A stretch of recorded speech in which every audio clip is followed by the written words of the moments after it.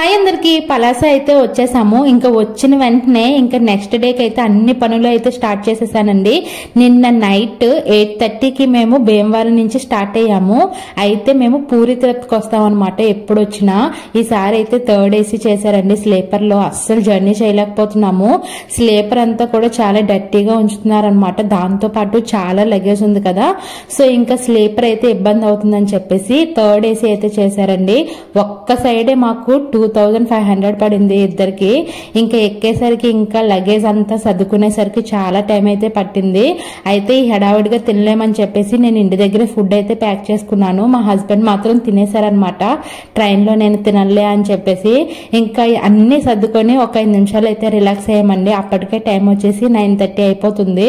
So మా husband ఏం చెప్పారైతే తినేసే అమ్మ, తినేస్తే పడుకుందాము అని చెప్పేసి అన్నారనమాట. సో అందుకని చెప్పేసి నేనైతే ప్రశాంతంగా కూర్చొని తింటున్నాను. అదే ఇంటి దగ్గర తినాలంటే ఇంకా గాబరాగా తినాలన్నమాట. ఇంకా తినేసిన తర్వాత మా హస్బెండ్ అయితే పక్కలైతే సర్దుతున్నారండి.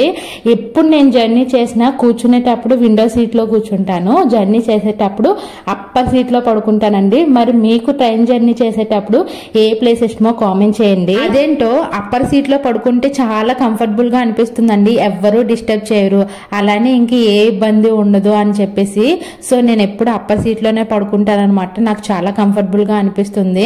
అయితే నేను అనుకున్నాను ఏసీ చాలా తక్కువగా ఉంటుందేమో అని చెప్పేసి. ఏసీ మాత్రం మంచిగా ఉంది. ఫుల్ గా అయితే ఎంజాయ్ చేసి దుప్పటి కప్పుకొని చక్కగా పడుకున్నాను. మార్నింగ్ లేచేసరికి 7 అయిపోయింది. అప్పటికే మా హస్బెండ్ లేచిపోయారనమాట. అలా కూర్చున్నారు. ఇంకా లేచిన తర్వాత నేనైతే ఫోన్ కి ఛార్జింగ్ కోసం చూస్తున్నాను. అయితే ఇక్కడేమో ఛార్జింగ్ బోర్డు లేదు. మా ఆయనేమో ఇంటికి వెళ్ళిన తర్వాత పెట్టుకుందులే అన్నారు. కానీ అప్పటికే అందులో ఉన్న ఛార్జింగ్ ఓన్లీ 9% అనమాట. ఇంకా డెడ్ అయిపోతుందని చెప్పేసి ఇంకా అలిగి కూర్చున్నాను. ఇంకా సిగడమో ఎక్కడికో వచ్చామండి. అక్కడికి వచ్చేసరికి 7:30 అయిందనమాట. బ్రష్లు పెట్టుకున్నాము, టంగ్ క్లీనర్స్ పెట్టుకున్నాం, కానీ పేస్ట్ పెట్టుకోలేదు. సో మాతో పాటు ప్రయాణం చేసే వేరే ఆయన అడిగితే ఆయన అయితే ఇచ్చారండి.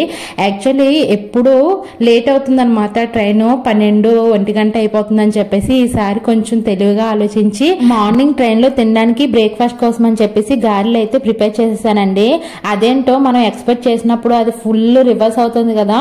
ఎప్పుడు లేట్ గా వెళ్లే ట్రైన్ ఈ రోజు మాత్రం ఆన్ టైం కి వెళ్ళిపోతుందండి. అయితే టిఫిన్ వేస్ట్ అయిపోతుందని చెప్పేసి ఇంకా బ్రష్ చేసేసి ఇంకా టిఫిన్ అయితే తినేసాం అనమాట. ఇంకా శ్రీకాకుళం వచ్చేసరికి 8:30 ఎంతో అయ్యింది. ఇంకా బ్రేక్ఫాస్ట్ అయితే బాగానే ఉందండి, పాడవలేదు. ఎప్పుడైనా సరే ట్రైన్ జర్నీ చేసేటప్పుడు చాలా మంది పులిహోర ఇంకా చపాతీ ఇలా చేస్తారు కదా. మనం నైట్ టైము మినపగారెలు ఉంటాయి కదా, అందులో ఉప్పు వేసుకొని ఎటువంటి ఆనియన్స్ ఇవేం లేకుండా చేసుకుంటే గారెలు కూడా చాలా ఫ్రెష్ గా ఉంటాయండి. పాచి అయితే పట్టవు. ఇంకా దాని తర్వాత ఒక కప్పు కాఫీ తాగానండి. అసలు కాఫీ నాలే లేదు, ఊరికే ఉడుకుడికి నీళ్ళు తాగినట్టు అనిపించింది.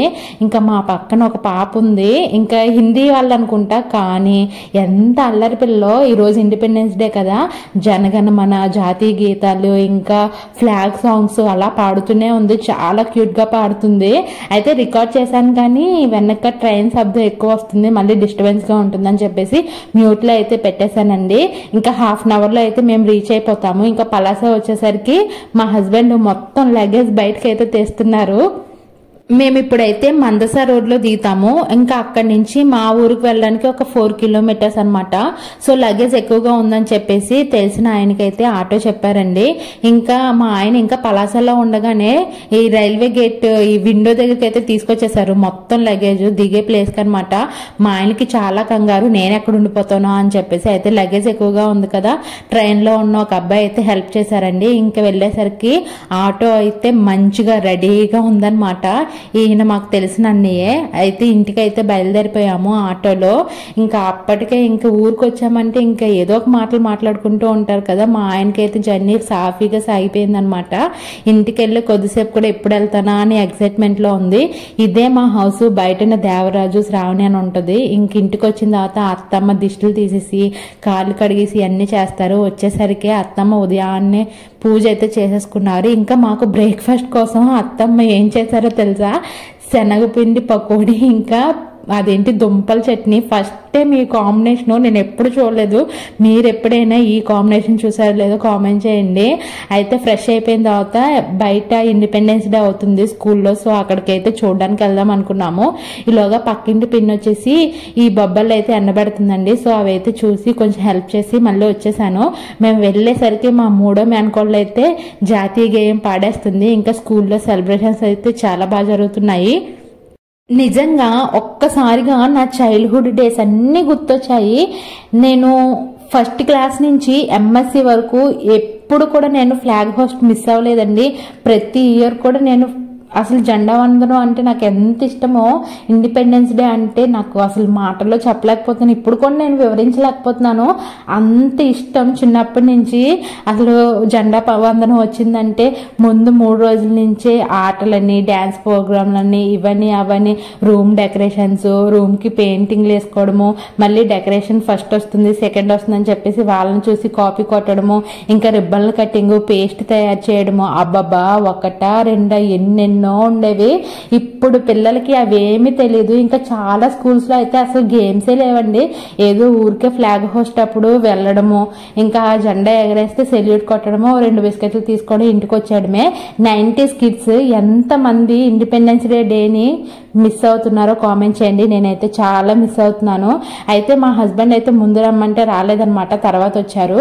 అయితే విలేజ్ వాతావరణంలో ఇండిపెండెన్స్ డే ఫస్ట్ టైం చూస్తున్నాను. ఊరంతా కలిసికట్టుగా చేశారండి. అండ్ సడన్ గా మా ఆయన కూడా ఒక స్పాన్సర్ అయిపోయారు అనమాట. యాక్చువల్లీ మేము ఏమి ఇవ్వలేదు, కాకపోతే వాళ్ళు ప్రేమతో పిలిచి గిఫ్ట్లు అయితే ఇవ్వమని చెప్పారు. నాకు నిజంగా చాలా హ్యాపీగా అనిపించింది. అయితే మా మేనకోళ్ళు మొత్తానికి 8 గిఫ్ట్లు గెలిచిందండి. ఇంకా మా మావి గారు కూడా అయితే పిల్లలకి గిఫ్ట్ ప్రెజెంటేషన్ చేశారనమాట. యాక్చువల్లీ నేను కూడా చేశాను, కాకపోతే ఆ టైంలో అయితే నేను వీడియో తీయించుకోలేదనమాట. నిజంగా మైక్లో ఎలా చదివారో తెలుసా, వైజాగ్ అమ్మాయి పలాస కోడలు వచ్చి గిఫ్ట్లు ఇవ్వండి అనేసరికి నిజంగా ఒక మంచి పాజిటివ్ వైబ్రేషన్ వచ్చింది. నేను ఇంతమందికి కాకపోయినా కొంతమందికైనా రీచ్ అయినందుకు ఐఎమ్ సో హ్యాపీ అనమాట. ఇంకా స్కూల్లో చూసారా, పిల్లలకి ఎటువంటి ఆర్టిఫిషియల్ కాకుండా కేవలం ఆకులతో ఒక ఆర్ట్స్ అయితే వేయించారండి. విలేజెస్ లో ఉండే వాళ్ళకి మంచి మంచి థాట్స్ వస్తాయి, చాలా బ్రైట్ గా ఉంటారు, అండ్ వాళ్ళు చాలా షార్ప్ గా ఆలోచిస్తారనమాట. నాకు వాళ్ళ వే ఆఫ్ థింకింగ్ అయితే చాలా బాగా నచ్చుతుంది. ఇంకా మా మేనకోడలకి ఫుల్ ఫేవరు, అయినా సరే ఆటలాడి కప్పు అయితే గెలిచిందనమాట. ఇంకా ఇంటికి వచ్చేసరికి అత్తమ్మ అయితే వంట అయితే చేసేసారండి. ఇంకా తిన్న తర్వాత దేవుడి పనులన్నీ స్టార్ట్ చేసుకున్నాము. అయితే నేను చెప్పాను కదండి వరలక్ష్మీదేవి వ్రతం చేసుకోవడానికి అత్తమ్మ వాళ్ళ ఊరు వచ్చాను అని చెప్పేసి, సో ఆ పనులన్నీ అయితే స్టార్ట్ చేసాం అనమాట. అత్తమ్మ కూడా చాలా హెల్ప్ చేశారు. తోటకు వెళ్ళి అరిటాకులు ఇంకా మామిడి కొమ్మలు తీసుకొచ్చారు. అదే మేము సిటీలో ఉండుంటే ఇవన్నీ కూడా కొనుక్కోవాల్సిన పరిస్థితి, కానీ విలేజ్ లో ఉంటే ప్రతిదీ మనకి ఫ్రెష్ గా చాలా అసలు ఆ వే బాగుంటుంది అనమాట. విలేజెస్ థీమే బాగుంటుంది, అసలు అన్ని ఫ్రెష్ గా దొరుకుతాయి. ఏం కావాలన్నా వెంటనే వెళ్ళి తోటకెళ్ళి తెచ్చుకోవచ్చు. ఈ ఫీల్ చాలా బాగుంటుంది. అలానే నాకు పెళ్ళైన తర్వాత ఫస్ట్ టైం అండి నేను పూజా గదిని శుభ్రం చేసి బొట్లు ఇవన్నీ పెడుతున్నాను. అయితే ఎప్పుడు మేము వచ్చినా 1 or 2 days ఉంటాము అంతే కదా. సో అప్పుడు అత్తమ్మ నాతో అసలు ఏ పని చేయించరు. ఇప్పుడు కూడా తనే చేస్తానన్నారు, కాకపోతే లేదులే అత్తమ్మ నేను చేసుకుంటానని చెప్పేసి మొత్తం ఈ పూజా గది అంతా క్లీనింగ్ చేసుకొని అమ్మవారికి అయితే బొట్టు పెడుతున్నాను. ఈ ఫ్రేమ్ నాకు చాలా అంటే చాలా బాగా నచ్చిందండి. గాజుతో చేయించిందనమాట. నేను ఇప్పటి వరకు చూడలేదు. మా హస్బెండ్ కి చెప్పాను ఈ ఫ్రేమ్ చాలా బాగుంది, ఎప్పుడైనా మనం ఇల్లు కట్టుకుంటే ఇలానే చేసుకుందాం అని చెప్పేసి. అయితే ఇది రీసెంట్ గానే పెట్టారంటండి హౌస్ రీమోడల్ చేసినప్పుడు. మా చిన్న మేనకోళ్ళకి 1 week నుంచి బాగా ఫీవర్ అనమాట. ఇంకా మా హస్బెండ్ నేను తనని హరిపురం అయితే తీసుకొచ్చాము బ్లడ్ టెస్ట్ చేద్దామని చెప్పేసి. సో అందుకని చెప్పేసి అయితే హరిపురం వచ్చాము. మొత్తం ఇంట్లో పనులు చేసుకున్న తర్వాత ఇంకా బ్లడ్ అయితే లాగేశారనమాట. ఈ ఫీవర్ వల్ల ఏంటో అసలు ఏం తిన్నా సరే వామిట్స్ అయిపోతున్నాయి అని చెప్పి ఇంకా బయటకు తీసుకొచ్చాం కదా అని చెప్పేసి కొబ్బరి నీళ్ళు అయితే ఇప్పించానండి. ఆ తర్వాత ఏమో తనకు కొంచెం ఆకలేస్తుందని చెప్పింది. సో ఆకలేస్తుంది అయితే ఏమన్నా ఇప్పిద్దామని చూస్తే ఏ షాపులు ఖాళీ లేవు. అలానే రేపు వరలక్ష్మి వ్రతం కదా, అస్సలు షాపులు అయితే ఖాళీ లేవండి. ఇంకా అరటిపళ్ళు వచ్చేసి డజన్ వచ్చేసి 70 రూపాయలు, 80 రూపాయలు, 100 చెప్పారనమాట. ఇంకా కీచు బేరమాడి 60 రూపాయలకి అయితే తీసుకొచ్చాను. అలా ఒక 3 డజన్లు అయితే తీసుకొచ్చాను. తీసుకున్నానండి. యాక్చువల్లీ ఏంటంటే మా తోటలో ఉంటాయి, మా హస్బెండ్ ఏమో మా అత్తమ్మకి చెప్పలేదంట. సో అందుకని చెప్పేసి రీసెంట్ గానే తెంపేశారనమాట. సో అందుకని ఇప్పుడు బయట కొనుక్కోవాల్సి వచ్చింది. ఇంకా మా మేనకోడలు ఏం తినలేదని చెప్పేసి హోటల్కి అయితే తీసుకొచ్చామండి. అయితే తన బజ్జీ తీసుకుంది. వీళ్ళ దగ్గర గ్లాస్ ఇడ్లీ బాగా ఫేమస్ అనమాట, ఫుడ్ కూడా చాలా బాగుంటుంది. ఇంకా అక్కడి నుంచి అయితే వేరే షాప్కి వచ్చేసాము. అయితే మా ఊర్లో ఏమి ఉండవండి, హరిపురం వెళ్ళాలి. కానీ రీసెంట్ గా మా ఊర్లో మా హస్బెండ్ వాళ్ళ ఫ్రెండ్ ఒక డిపార్ట్మెంటల్ స్టోర్ అయితే ఓపెన్ చేశారు. యాక్చువల్లీ నిజం చెప్పాలంటే ఇది నా డ్రీమ్ అనమాట. మా హస్బెండ్ కి చాలా సార్లు చెప్పాను, మనం ఎప్పుడైనా ఊర్లో సెటిల్ అయితే మన ఊర్లో ఏదైనా బిజినెస్ స్టార్ట్ చేయాలి, ఒక డిపార్ట్మెంట్ స్టోర్ లాగా. ఏదైనా అవసరం అయితే మన ఊరు వాళ్ళందరూ వేరే ఊరు వెళ్తున్నారు కదా అని చెప్పేసి. కాకపోతే మేము వచ్చేది ఎప్పుడు చేసేది ఎప్పుడు, సో అందుకని చెప్పేసి అది డ్రాప్ అయిపోయాను. ఈలోగా మా ఫ్రెండే పెట్టారనమాట, చాలా హ్యాపీ అనిపించింది. సో రీసెంట్ గానే పెట్టారు. సో ఒకసారి అయితే విజిట్ చేద్దామని చెప్పేసి పూజకు కావాల్సిన అన్ని తీసుకున్నాను. అన్ని అవైలబుల్ గా ఉన్నాయండి, చాలా బాగున్నాయి, క్వాలిటీ కూడా చాలా బాగుంది. ఒక బిజినెస్ స్టార్ట్ చేయాలంటే ముందు నుంచి ఒక చిన్న మైండ్ ఉండాలండి. అప్పటికప్పుడు అయితే ఏమీ జరగదనమాట.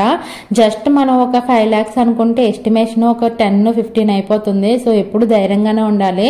మా బ్రదర్ అనుకున్నారంట ఒక 8 lakhs తో అయిపోతుందని చెప్పేసి. కాకపోతే ఓన్లీ ఈ సామాన్లకే ఆయనకి 10 lakhs అయిపోయిందంట.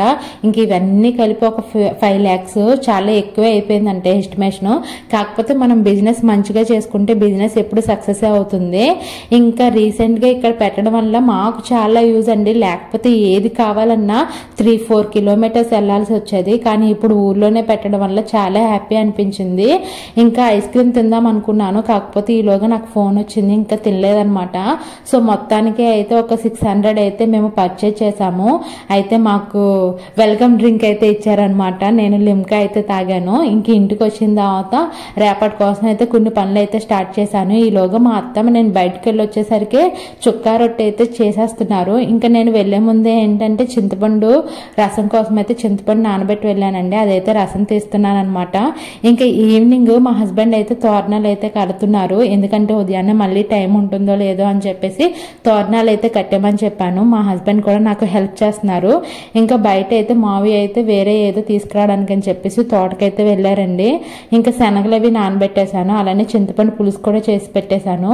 ఇంకా మా హస్బెండ్ అయితే ఇంటికి గుమ్మాలన్నిటికి కూడా ఈ మామిడి తోరణాలు అయితే కట్టేశారు.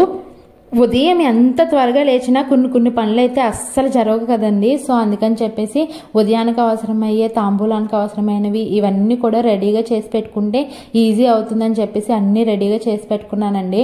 అయితే వరలక్ష్మి అమ్మవారిని కూడా అలంకరించి అయితే పెట్టేసుకున్నాను. అలానే ఫ్రూట్స్ ఇవన్నీ కూడా దేవుడి మూలని కొంచెం దగ్గరగా అయితే పెట్టుకున్నానండి. ఇంకా తోరణాలకి ఇవన్నీ కూడా దారాలు ఇవన్నీ అయితే రెడీ చేస్తున్నాను అనమాట. ఇవన్నీ చేయడానికి నిజం చెప్తున్నానండి, నాకు 2 hours ఒకే ప్లేస్ లో కూర్చొని ఇవన్నీ చేసుకున్నాను అనమాట. యాక్చువల్లీ ఏంటంటే అత్తమ్మ చాలా వర్క్ చేశారు. సో అందుకని ఇంకా అత్తమ్మని ఏమీ అడగకుండా నేనే చేసేసుకున్నాను అనమాట. నేను ఈ పని చేసుకునే గ్యాప్ లో అత్తమ్మ అయితే రేపు ఉదయం పేరెంటానికి రమ్మని చెప్పేసి అందరికి చెప్పేశారండి. అయితే యాక్చువల్లీ నేను అనుకున్నాను ఒక 9 members అని, కాకపోతే చుట్టుపక్కల వాళ్ళు వీళ్ళందరూ కలిపి మొత్తానికి ఒక 15 మంది అవుతున్నారంట. మరి రేపటికి ఎంతమంది అవుతారో తెలీదు. మీరైతే మన ఛానల్ ని రెగ్యులర్ గా ఫాలో అవుతూ ఉండండి. అలానే ఫస్ట్ టైం చూసినట్లయితే ప్లీజ్ సబ్స్క్రైబ్ చేసుకొని ఫాలో అవ్వండి. ఒక చిన్న లైక్ వేసుకోండి. వరలక్ష్మి వ్రతం లాగా త్వరలోనే అప్లోడ్ చేస్తాను.